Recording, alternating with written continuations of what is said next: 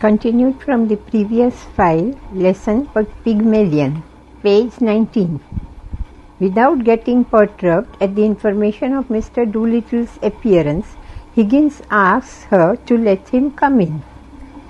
Doolittle, an elderly but vigorous man, possesses a very expressive voice.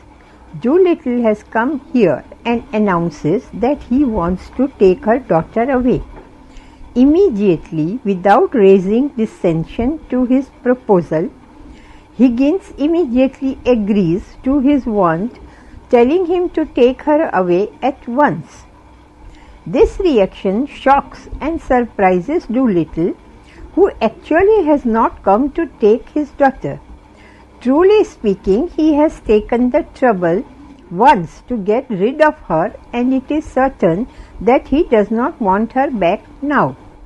When Higgins utters that it is a plot to extort money by threats, Doolittle retracts and informs him that he has not seen her daughter for 2 months. Doolittle's speech to follow captivates Higgins because of his well accent and his mendacity and dishonesty. What Doolittle actually wants is not his daughter but a £5 note in order to go out with his common law wife and get drunk. When Pickering asks Doolittle if he has no morals, the latter honestly expresses that he can't afford moral, and furthermore, quote, what's a £5 note to you, and what Eliza to me? Unquote. Higgins takes interest in Doolittle's cynical view of middle-class morality as he proclaims himself to be a member of the, quote, undeserving poor, unquote.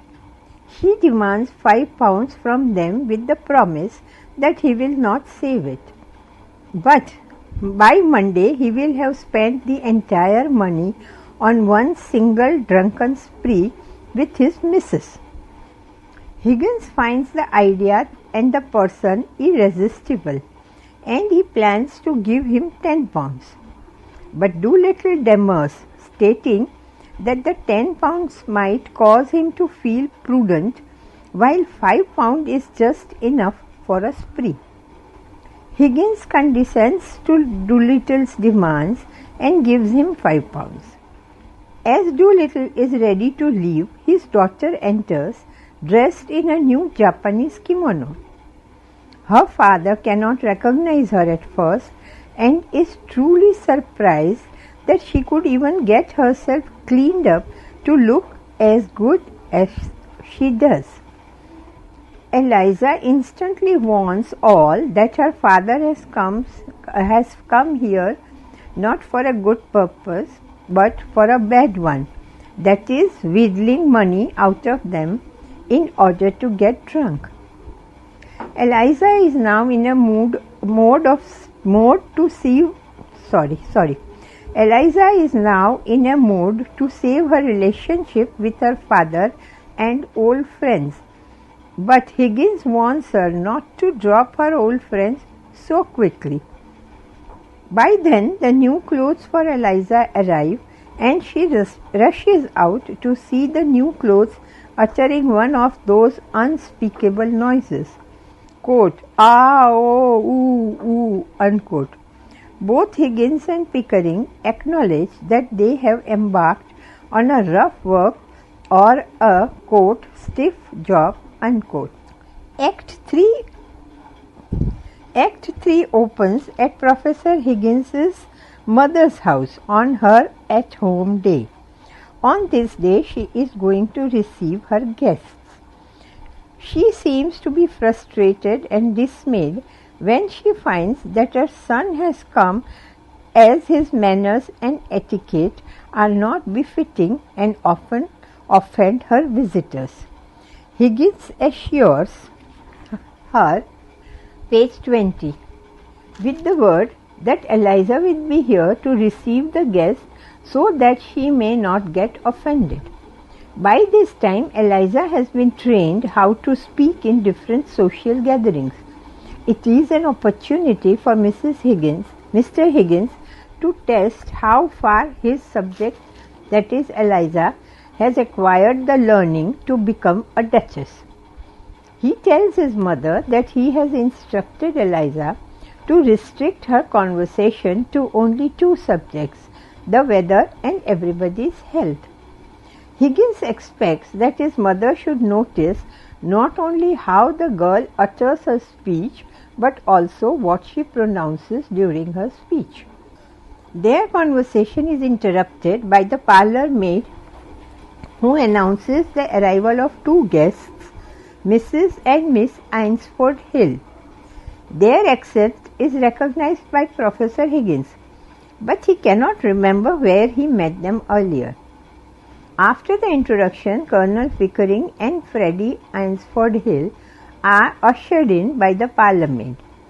Higgins has developed a belief that he has seen the Ainsford Hills somewhere earlier on the basis of the recognition of their action. Very soon, Eliza Doolittle appears wearing an exquisitely rich dress.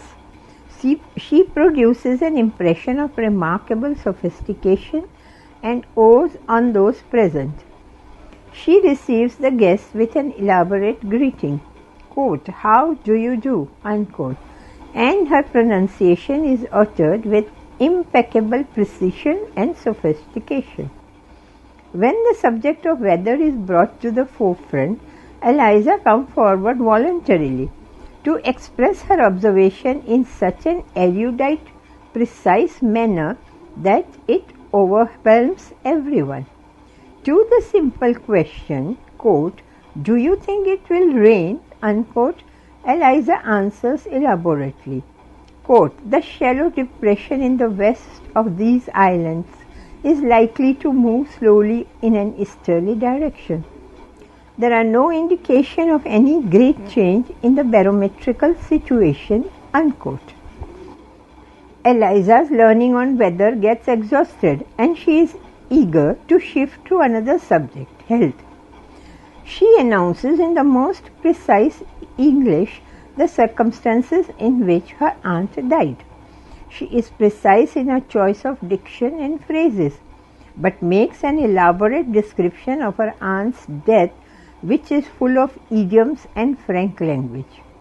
Being elated with the success of his project, in bracket, that is teaching of Eliza, bracket closed, Higgins tries to boast of his performance and he tries to cover some of Eliza's mistakes by referring to her language as the, quote, "new small talk," unquote.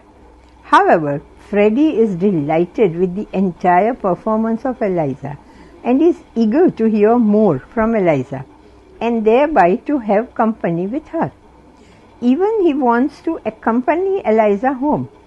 But Eliza, who notices Higgins's, quote, ahams, quote, declares that she will go by taxi. Mrs. Ainsford Hill, who is, quote, suffering from shock, unquote, sighs, quote, "Well, I really can't get used to the new ways," unquote. After the departure of Eliza, Mrs. Ainsford Hill discusses with a critical tone on the present young generation's way of speaking, and her daughter agrees that to talk in the manner Eliza has already made it really up to date. Higgins mischievously encourages the young lady to, page 21, try out some of the new slang on some of her mother's friends. At this time, the Ainsford Hills depart and Higgins, in an exhilarated mode, talks about Eliza's excellent performance. On the contrary, his mother openly comments that Eliza is not yet presentable. That is, she is merely a triumph of his art and of her dressmakers. According to her, Eliza also reveals her social origin in every sentence she utters, and part of the trouble is due to the fact that Eliza is adopting Henry's mode of speech, which is acceptable on a canal barge but not proper for a garden party. Mrs. Higgins is already frustrated in the course of the events that have taken place so far on this day. However, she inquires into the nature of the household arrangement of Eliza and more specifically her whereabouts. Higgins openly confesses that Eliza lives with them, in bracket Higgins and Pickering, bracket closed. Mrs. Higgins then points out to them a problem to be cropping up due to that, but they do not heed to her caution, and they are more concerned with what is to be done with Eliza after they have finished their little experiment. They are developing Eliza, quote, the manners and habits that disqualify a fine lady from earning her own living without giving her a fine lady's income, unquote. Soon Eliza, Higgins cannot imagine, will be so well trained and turn into a lady of their expectation that no one will hire her and she will have nothing to live on, no job. However, both of them assure Mrs. Higgins there is nothing to worry about and they will do whatever is right for her. After all, Eliza, through her mimicry, keeps them constantly laughing. As her son and his friends leave, Mrs. Higgins, with impatience and anger, returns to her work at her writing table, but she cannot concentrate, and it is evident in her exclamation, quote, "Oh man, man," unquote. Act 4. Act 4 takes place at the Wimpole Street laboratory of Professor Higgins sometimes later. It opens at midnight. After the successful presentation of Eliza as a duchess at an ambassador's garden party, as stipulated in the original wager between Higgins and Pickering, the scene starts at the laboratory. They have returned from the party. Eliza has made an excellent performance for which Higgins is in an elated state and is seen celebrating with Pickering that triumph. Eliza enters the room brilliantly dressed in impeccable taste, but her, quote, expression is almost tragic, unquote. She is tired and sits down on the bench, brooding and silent. At this time, Higgins is searching for his slippers. He is awfully busy in celebrating and congratulating himself on his great success. He does not know when Eliza has left the room and she has returned with his slippers. Her fetching of Higgins's slippers is another indication of his success in training her. From the discussion between Higgins and Pickering, it is revealed that Eliza has succeeded in page 22, presenting herself as Duchess not only in the garden party but also at the dinner party and at the opera later. She has done well at all the occasions according to the expectation of her trainers.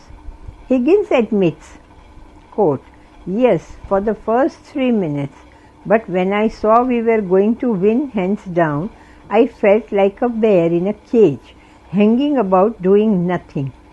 The dinner was worse, sitting gorging there for over an hour with nobody but a damned fool of a fashionable woman to talk to.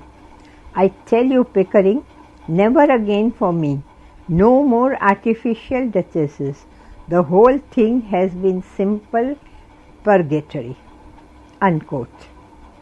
On the contrary, Pickering likes to enjoy himself the very professional manner in which Eliza carried the entire show.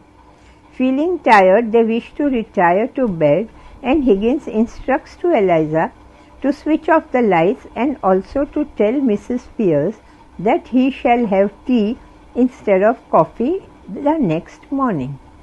However, Eliza feels disgusted and is angry at her pent-up state and reveals her fury by flinging herself violently onto the floor. At this very moment, Higgins returns to look for his slippers, one of which Eliza throws at him with all her force.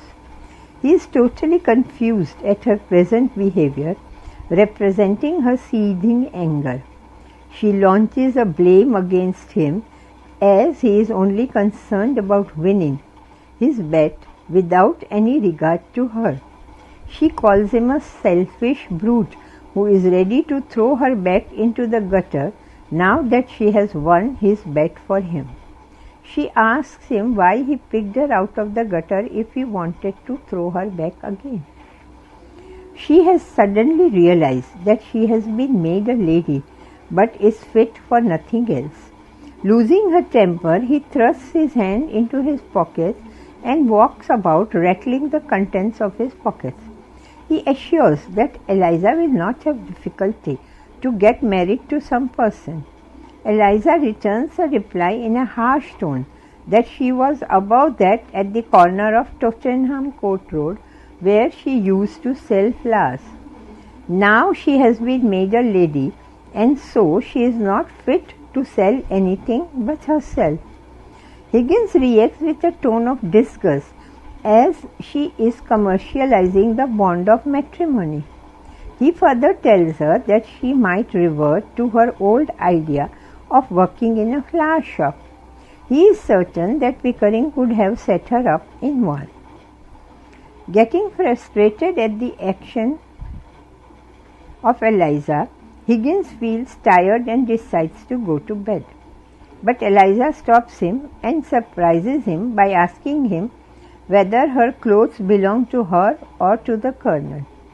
Higgins gets perplexed at the illogical content of her speech. Eliza further states that he might need these in future for the next girl they may pick up to experiment on. Eliza's low idea about them shocks him too much. She reminds him of her past. Quote, "I am only a common ignorant girl and in my situation I have to be careful." Unquote. He tells her that she can take her clothes but she should leave her jewellery which he hired on rent for her.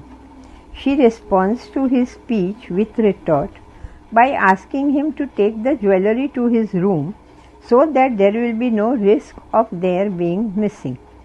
She even, page 23, returns the ring he bought her, but he angrily dashes that in the fireplace and turns on her so threateningly that she crouches over the piano with her hand over her face and exclaims, quote, "Don't hit me," unquote. Higgins feels shocked and wounded and finally leaves, slamming the door behind him savagely and calling her, quote, "heartless gutter snip," unquote. With a heavy heart, Eliza kneels down to search for the ring. She finds it and considers it for some time and flings it down. She goes upstairs in a rage. Eliza comes in her room, the furniture of which has been increased by a big wardrobe and a sumptuous dressing table. Switching on the light, she takes off her evening dress and puts on walking dress, shoes and hat. She fastens a wristwatch. She pulls on her gloves, takes her vanity bag and looks into it to see that her purse is there before hanging it on her wrist. Every movement expresses her furious resolution. Taking a last look at herself in the glass, she leaves the room and switches off the light at the door. Meanwhile, in the street outside, Freddie, quote, "lovelorn," unquote, is gazing up at the second floor, in which one of the windows is still lighted. As the light goes out, Freddie wishes Eliza good night, darling, darling, darling. Eliza comes and is delighted seeing Freddie, who expresses his love for her. To him, she is the, quote, "loveliest, dearest," unquote. He loses all self-control and smothers her with kisses. She, hungry for comfort, Response: They stand there in one another's arms, but they are disturbed by the appearance of a constable. They run off to Cavendish Square, where they once again embrace each other, but are surprised by a younger constable. Then Eliza expresses her wish to wander around forever. They hire a taxi with an intention of driving all the night. Eliza decides to call on Mrs. Higgins in the morning to seek her advice relating to her future course of action. Act 5. The last act takes place in Mrs. Higgins' drawing room. The parlour maid comes in to inform her that her men, Professor Higgins and Colonel Pickering, are telephoning police with an excited state. Higgins comes in and tells his mother that Eliza, who was left last night to switch off the light, has deserted them without informing them. Mrs. Higgins asks him to leave Eliza alone and let her take her own decision independently.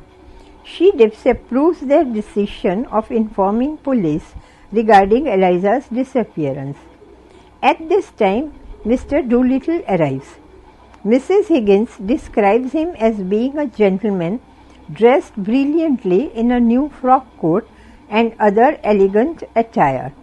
As soon as he enters, he starts accusing Professor Higgins of being responsible for his present affluent condition, as he says, quote, destroyed my happiness, tied me up and delivered me into the hands of middle-class morality, unquote.